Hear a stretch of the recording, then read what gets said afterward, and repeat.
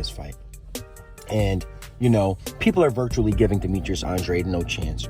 Stephen A. Smith brought David Benavidez on his podcast the other day and basically, asked him about his opponent and, mentioned that Andrade is a good boxer.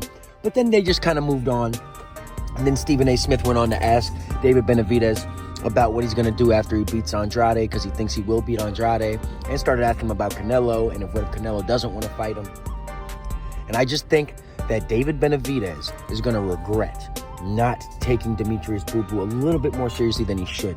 And I'll give you an example of what I mean. He's taking him seriously and he's training really hard.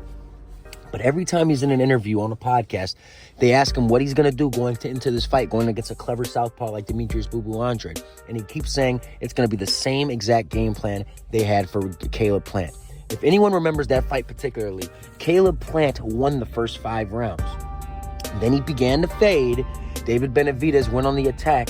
And I would say David Benavidez dominated the last 4 to 5 rounds. However, we all know Demetrius Andrade's a much better mover than Caleb Plant. He's a lefty.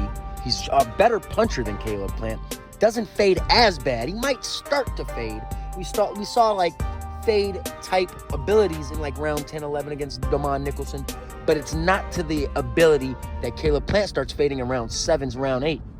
And I just think that if David Benavidez doesn't have a good head on his shoulders for this game plan, because he keeps telling people he's going to knock Demetrius Andrade out in 8, 9 rounds. I don't know if he's just trying to sell the fight to casuals or his Mexican fan base, but any true boxing fan who knows anything about anything knows that this fight's going the distance. I don't know why David Benavidez is trying to sell his fans a dream or something, but that needs to end too.